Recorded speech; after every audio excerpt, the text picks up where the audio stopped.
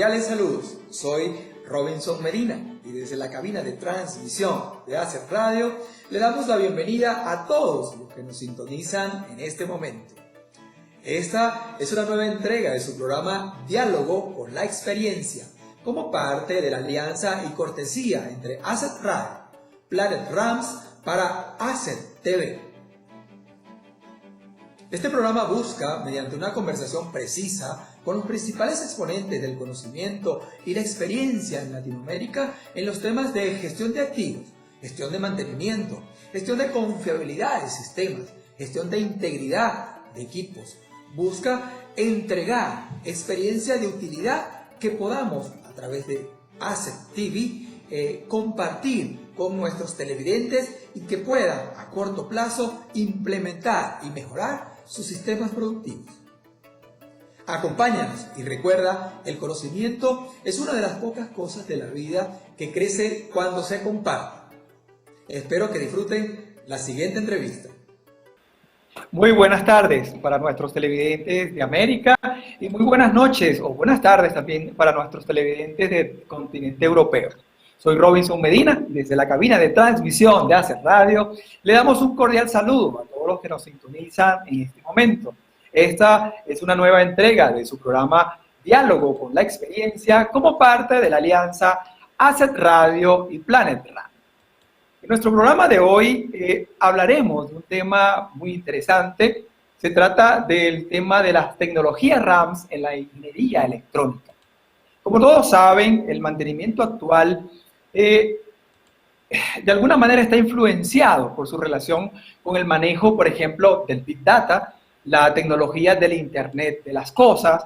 De alguna manera, el mantenimiento que llamamos de cuarta generación trae consigo la comunicación, por ejemplo, hombre-máquina, máquina-máquina, sobre todo los procesos de diagnóstico, pronóstico y toma de decisiones en tiempo real sobre las necesidades de mantenimiento.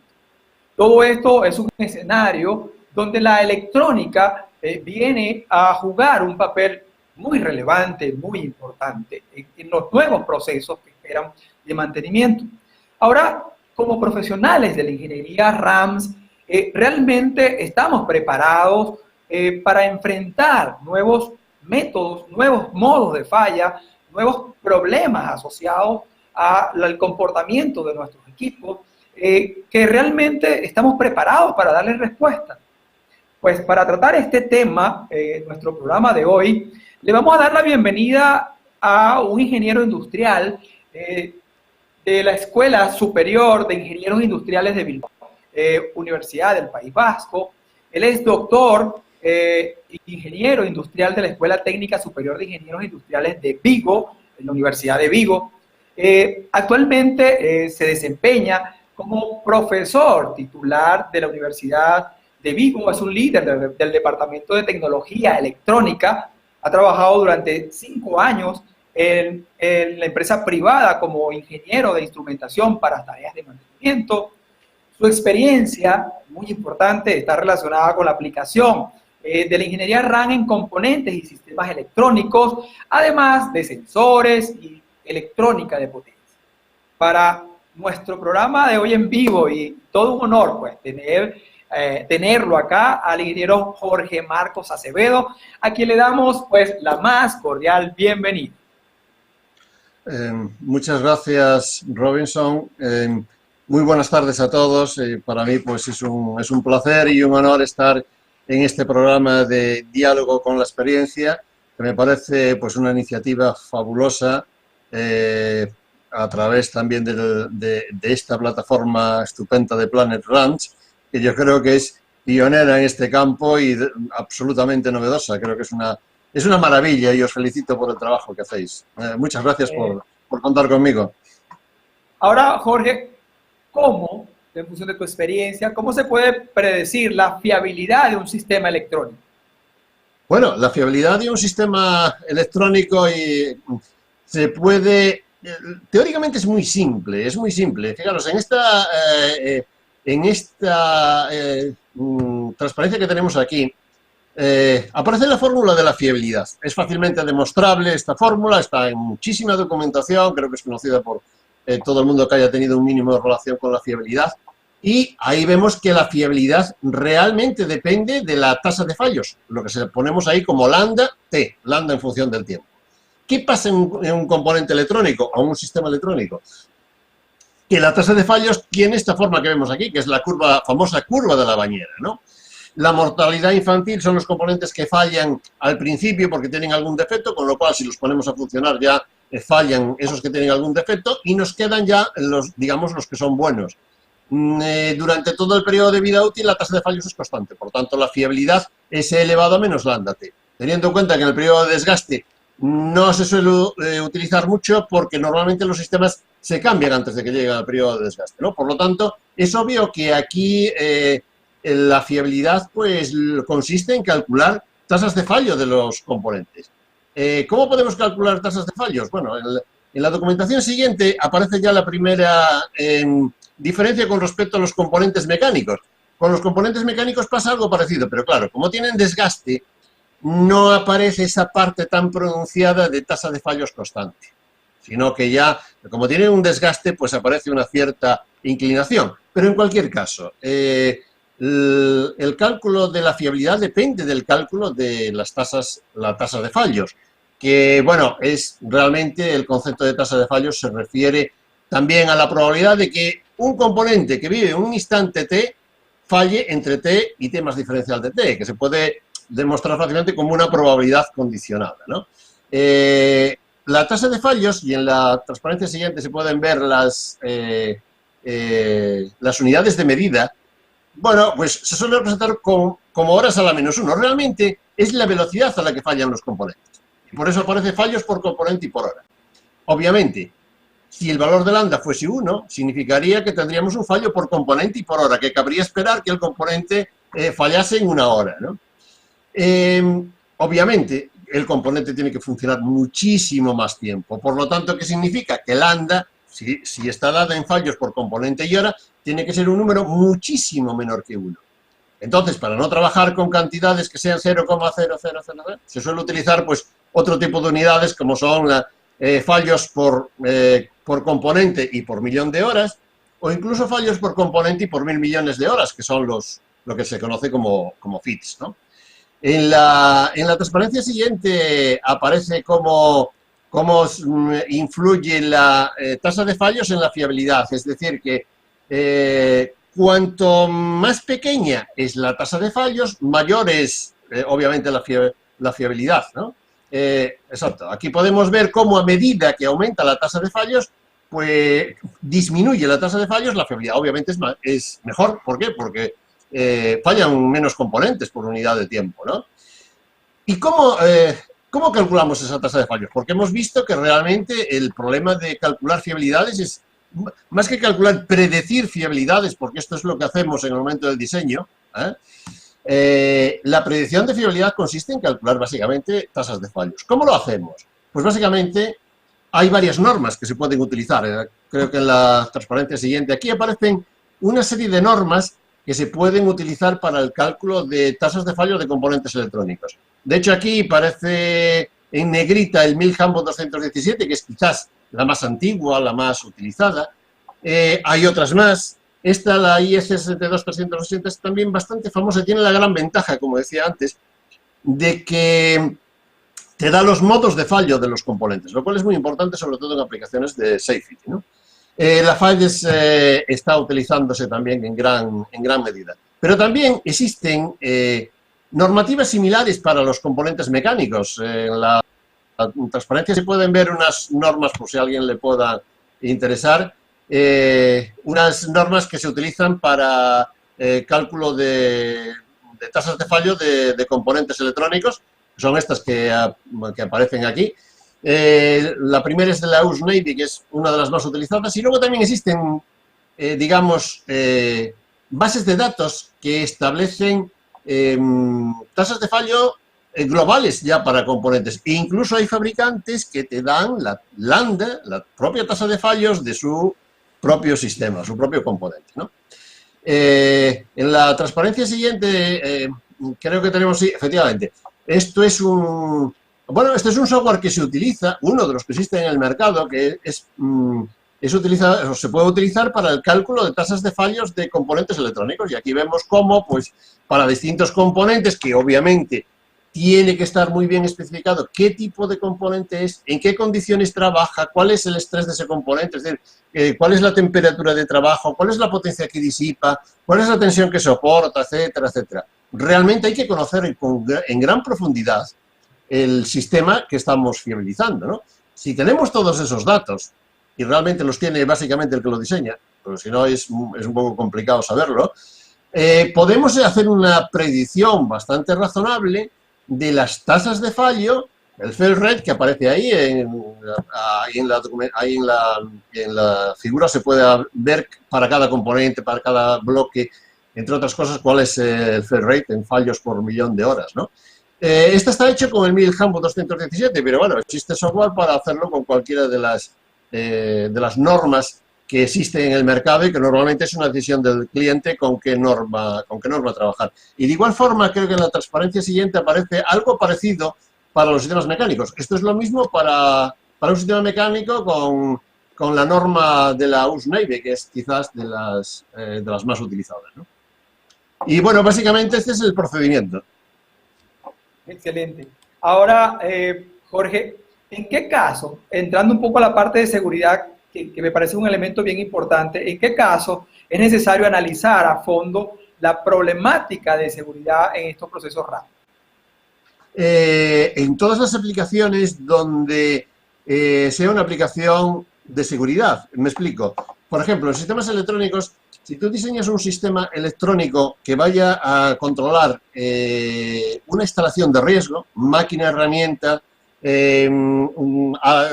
ferroviario, lo que es transporte de personas, lo que es industrias químicas y petroquímicas, etcétera, etcétera. En todos esos casos necesitas un sistema, un fail-safe system, es decir, un sistema de seguridad.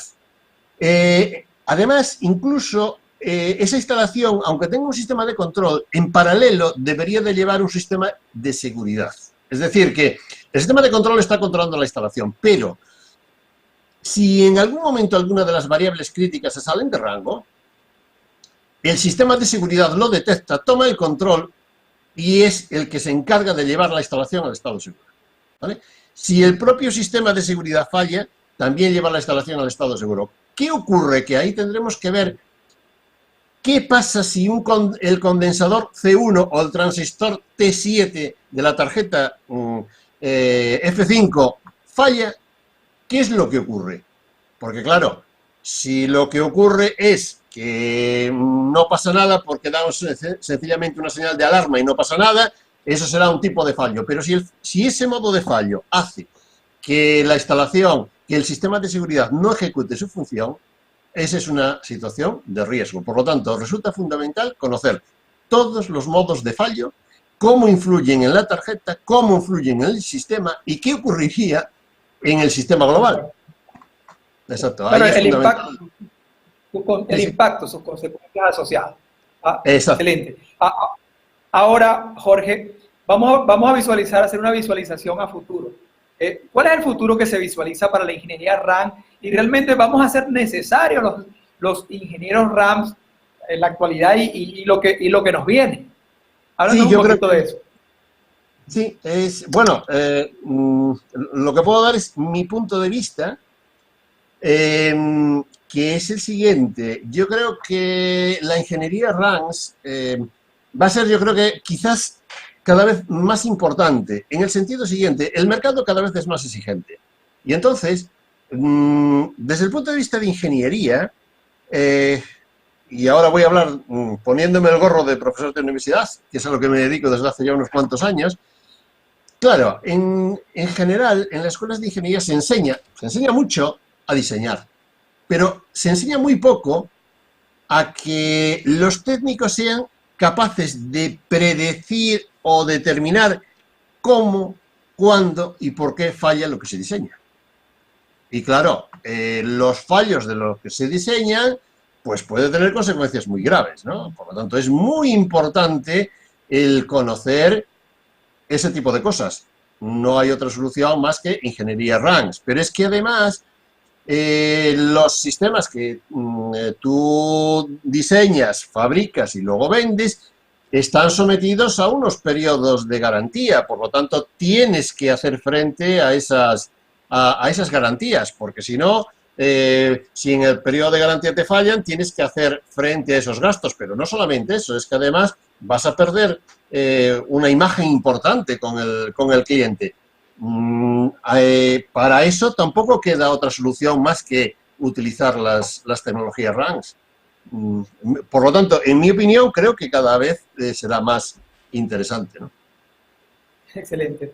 Bueno, mira, Jorge, se nos está yendo el tiempo muy rápido, ¿no? Ya van 45 minutos y estos temas realmente son muy apasionantes y a veces nos olvidamos del tiempo, ¿no? Ya para ir cerrando el programa, mira, ¿cuál es la recomendación que tú como profesor pues, le haces a esos profesionales jóvenes que inician su carrera en esta área y que futuro pues le depararía irse por este mundo RAMS? Hombre, de entrada puede ser un poco arduo por la sencilla razón de que existe excesiva poca formación en RANS en las escuelas de ingeniería, en mi modesta opinión. Por lo tanto, se quiere decir que la mayoría de esa formación va a tener que ser adquirida fuera de la universidad, en la inmensa mayoría de los casos. Pero yo creo que realmente es un futuro prometedor, porque lo que sí es cierto es que cada vez los sistemas son más complejos. Por lo tanto, si son más complejos, llevan muchas más cosas, llevan mucho más equipamiento. Por lo tanto, cuanto más equipamiento lleve, más probabilidades de fallo. Eso es obvio, ¿no?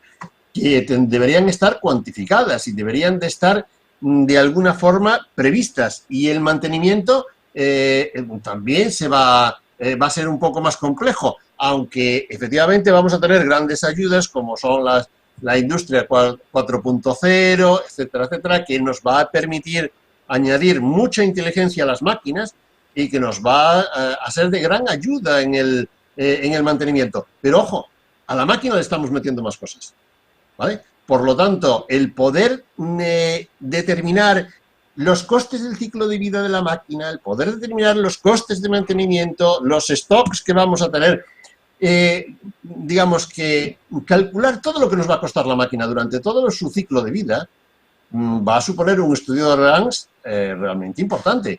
¿Quién lo va a hacer? Alguien lo tendrá que hacer. Bueno, si la empresa quiere ser competitiva. Claro.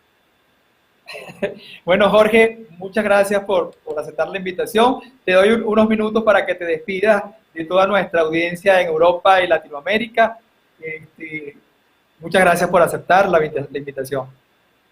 Bueno, yo realmente las gracias os las tengo que dar yo a vosotros por esta gran oportunidad de que hayáis contado conmigo para que, bueno, dé una pequeña pincelada de todas estas cosas que yo creo que son muy importantes y, en mi opinión, van a ser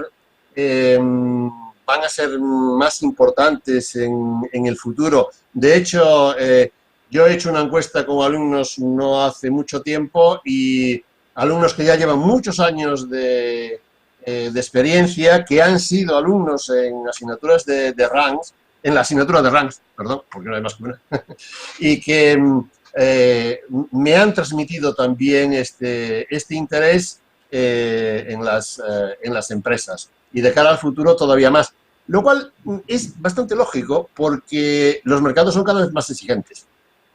Y claro, el cumplir con el cliente y fidelizar al cliente se está demostrando que cada vez es más importante, ¿no? Y para esto los estudios de RANS son fundamentales. En algunos casos son absolutamente imprescindibles, ¿eh? Todo lo que sea automoción, todo lo que sean los sistemas de seguridad, lo que es el transporte aéreo, el ferroviario, por supuesto el espacio, en fin, aeronáutica es fundamental. Sí. Y nada, pues muchas gracias por haberme dado esta gran oportunidad y bueno, y espero que no haya sido muy pesado, que, en fin, que alguien haya aprendido algo de esto, ¿no? Excelente. Para nosotros en el programa Diálogo con la Experiencia realmente ha sido un honor contar con tu presencia, Jorge, el día de hoy. un privilegio realmente haber conversado con usted este día. Muchas gracias por su participación. Y con esto, estimados televidentes, pues despedimos este programa. No sin antes, pues reiterarles nuestra invitación para la próxima semana, donde tendremos un nuevo protagonista de la historia del mantenimiento, de la tecnología, RAMS y de la gestión de activos. Muchas gracias y hasta pronto.